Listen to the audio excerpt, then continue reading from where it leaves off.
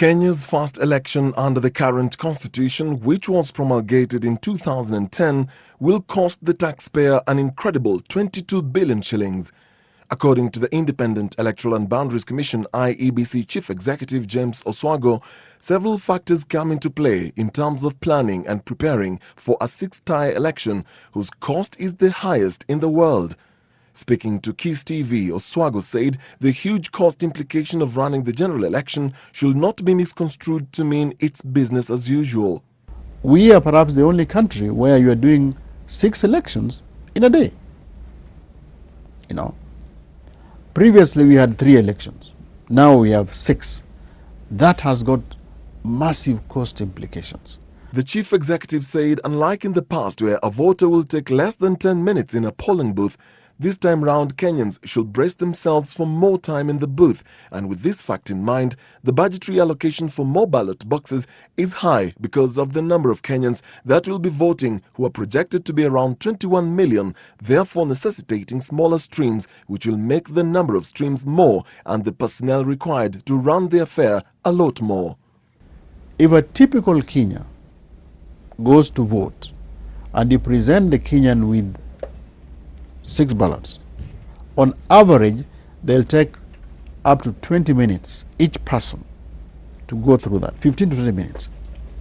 If one person walks into a polling station and they take 15 minutes each, and you open your polling stations at 6 o'clock in the morning and close them at 5, you are likely to have about 300 people, 350 people voting that day.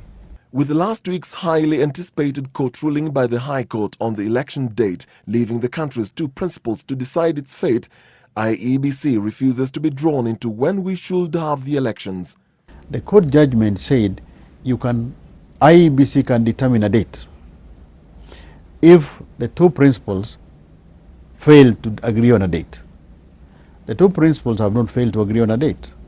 So now if IEBC comes up and says we want election in this date, one, it will be prejudicial, and again presumptuous, because see, it would be better for us, I think it's only logical for us to wait for the principal to make up their minds.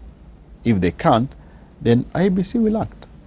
According to the chief executive, a new voter register should be in place right after delimitation of boundaries, which means somewhere around March or April. IEBC has projected 85% of 21 million people eligible to vote will be registered, with each voter casting 6 ballots on voting day.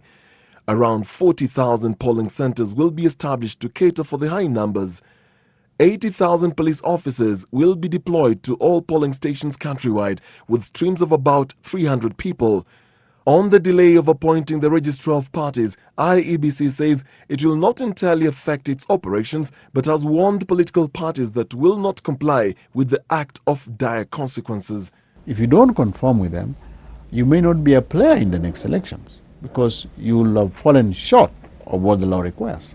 Political parties in Kenya have 6 months to conform to all the requirements of the Political Parties Act or risk deregistration. According to the new act, political parties will be registered if they register not fewer than 1,000 members from majority of the counties and reflect regional, ethnic diversity, gender balance and representation of minorities and marginalized groups.